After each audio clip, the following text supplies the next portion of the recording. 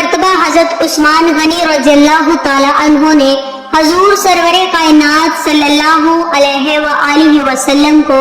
دعوت پر مدعو کیا۔ حضور سرکار دو عالم صلی اللہ علیہ وآلہ وسلم جب حضرت عثمان غنی رضی اللہ تعالی عنہ کے گھر تشریف لے جا رہے تھے تو حضرت عثمان غنی رضی اللہ تعالی عنہ آپ صلی اللہ علیہ وآلہ وسلم کے پیچھے پیچھے چلتے ہوئے آپ صلی اللہ علیہ وآلہ وسلم کے مبارک قدموں کو گننا شروع ہو گئے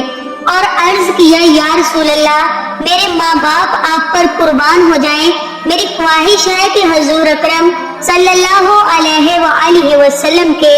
ایک ایک قدم مبارک کے عوض میں آپ صلی اللہ علیہ وآلہ وسلم کی تعظیم و تکریم کے لیے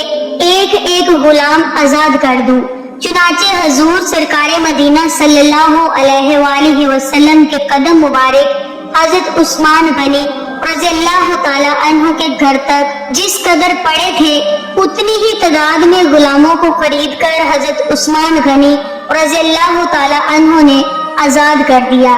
اس دعوت سے متاثر ہو کر حضرت علی رضی اللہ تعالی عنہ نے سیدہ فاطمہ رضی اللہ تعالی عنہ سے فرمایا، اے فاطمہ رضی اللہ تعالی عنہ، آج میرے دینی بھائی حضرت عثمان غنی رضی اللہ تعالی عنہ نے سیدنا رسول کریم علیہ السلام کی بہت ہی شاندار دعوت کی ہے اور حضور علیہ السلام کے ہر قدم کے عوض ایک غلام آزاد کیا ہے۔ میری بھی آرزو ہے کہ کاش ہم بھی حضور سرکار دو عالم صلی اللہ علیہ وآلہ وسلم کی اسی طرح شاندار دعوت کر سکتے۔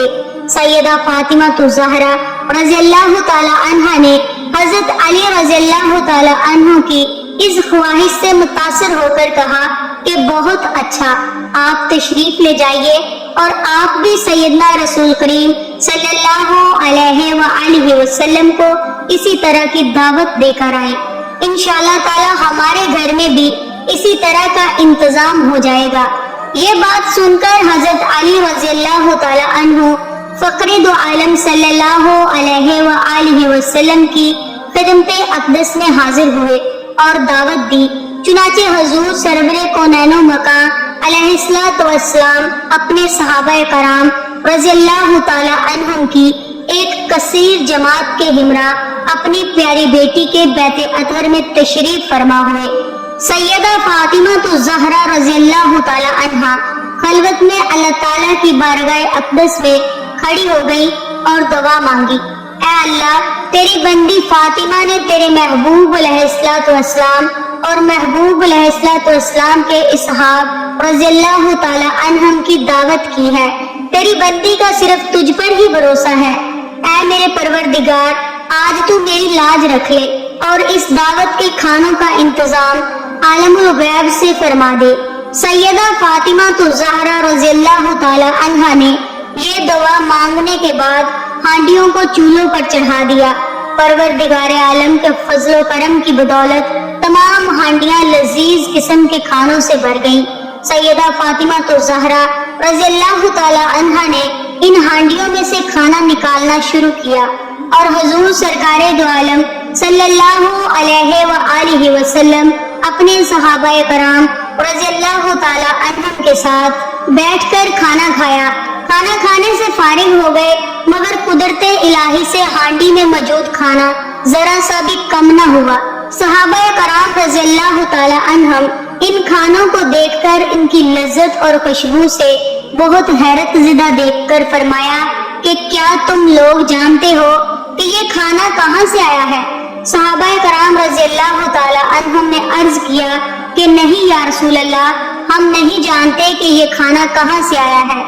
رسول اللہ صلی اللہ علیہ وآلہ وسلم نے ارشاد فرمایا، یہ کھانا ہم لوگوں کے لیے اللہ تعالیٰ نے جنت سے بھیجا ہے۔ سبحان اللہ۔ اسی اسنا میں سیدہ فاطمہ الزہرا رضی اللہ تعالی عنہا گوشہ تنہائی میں جا کر بارگاہ الہی میں سجدہ ریز ہو گئی اور یہ دعا مانگی، اے اللہ، حضرت عثمان غنی رضی اللہ تعالی عنہ نے تیرے محبوب علیہ السلام کے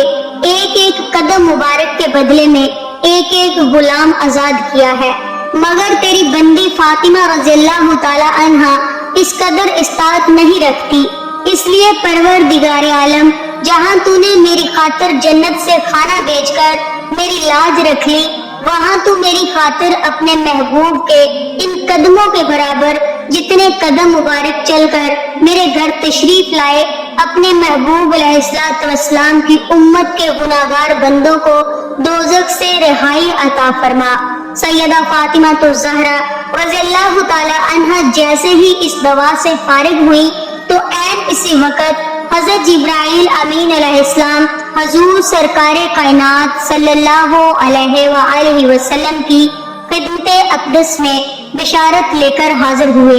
یا رسول اللہ صلی اللہ علیہ وآلہ وسلم، سیدہ فاطمہ الزہرا رضی اللہ تعالی عنہا کی دعا اللہ تعالیٰ نے قبول فرما لی ہے،